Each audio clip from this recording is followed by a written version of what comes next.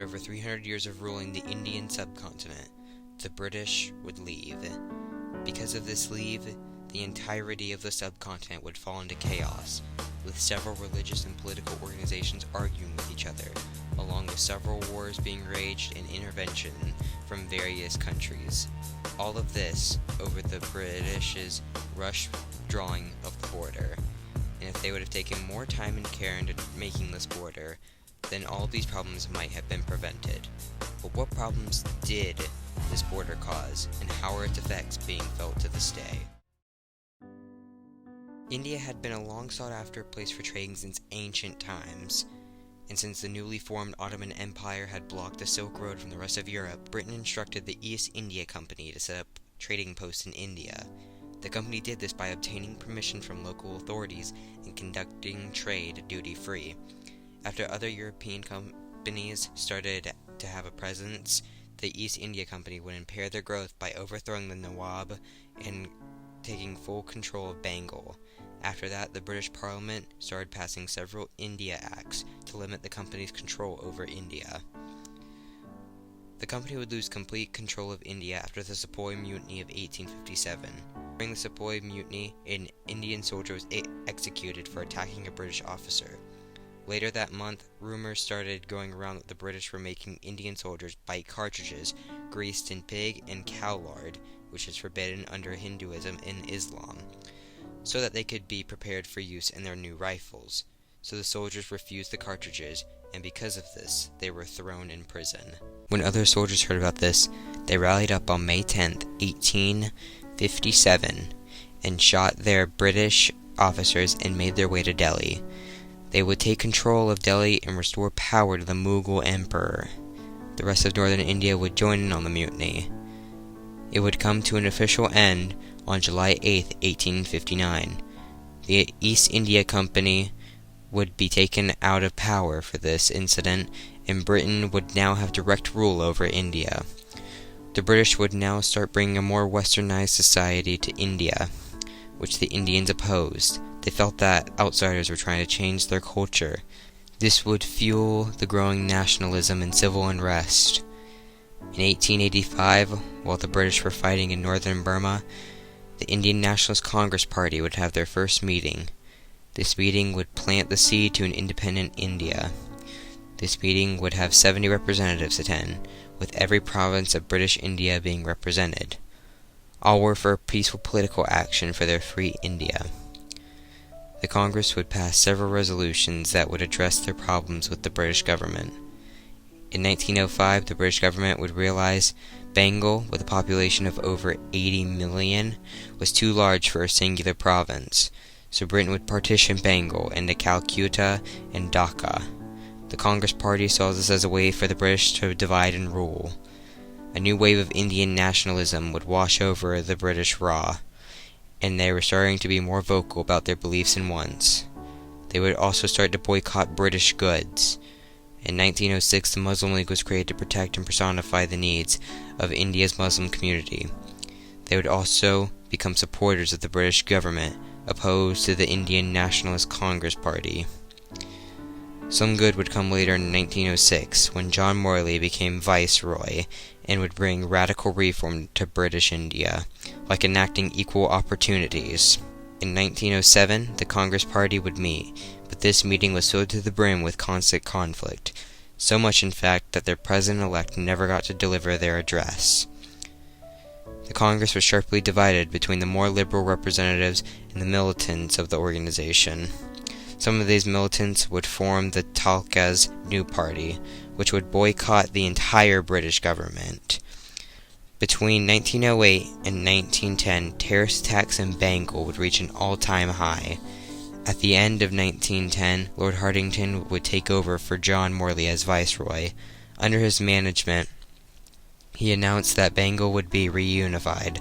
The reunification did ease some of the anger, but the political unrest persisted, with some terrorist attacks happening throughout 1911 and 1912.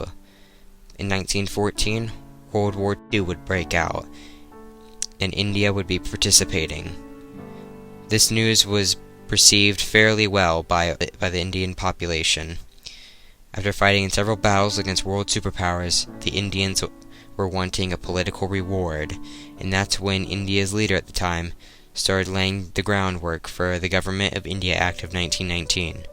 The post-war years of India would be rough, with post-war inflation and influenza epidemic of 1918 through 1919, along with a dip in nationalism in the country. General Reginald Dyer would be sent to restore order in India.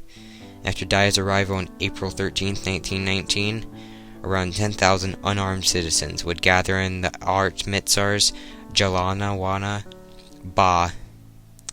With no warning, Dyer instructed 50 soldiers to open fire at the civilians. 400 would be killed, with 1,200 more having serious injuries, in an event that would later be dubbed the Jallianwala Bagh Massacre. General Dyer would justify his actions by saying that it was integral to widespread moral effect. The governor of Punjab supported Dyer, but Viceroy Chelmsford said that it was an error in judgment.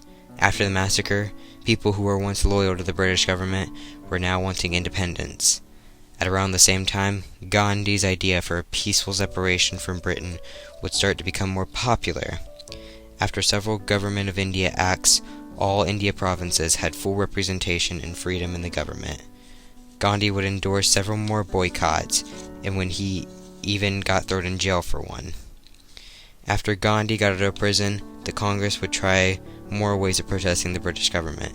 Meanwhile, the Muslim League were growing pretty wary of it all, and they were starting to think of a separate Muslim state due to their beliefs that the Indian Nationalist Congress Party was tyrannical and power-hungry. In September 1939, Indian governmental leaders would be informed that Britain was at war with Germany. Throughout World War II, the Congress Party would strongly disapprove and resist war efforts, while the Muslim League would quietly support Britain throughout the war. For World War II, Britain would grant India independence, along with granting the Muslims their own state. They enlisted British lawyer Cyril Radcliffe to draw the border of the new countries. Despite never being to India before, he was given 5 weeks to finalize the border. Radcliffe was also not given the proper tools to get the job done, like up-to-date census data.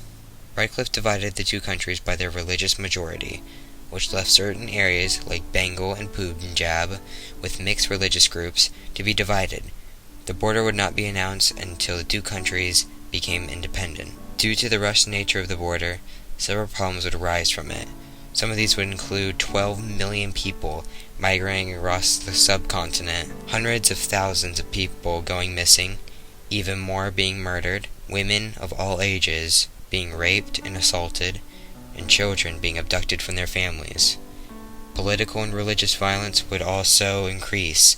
Due to the dissatisfaction with the border and all the chaos, smaller religious groups like the Sikh were also asking for their own states, but these religious states never materialized.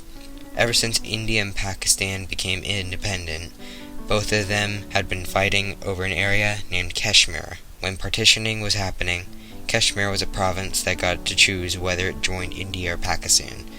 Kashmir had a majority Muslim population with a significant Hindu population as well, and with a Hindu ruler. Since Pakistan wanted Kashmir, they sent military forces to capture it.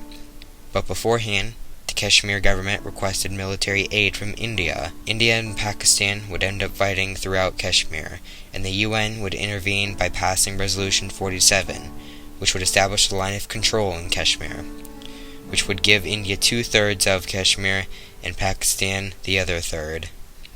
This would be the first of 4 wars between India and Pakistan.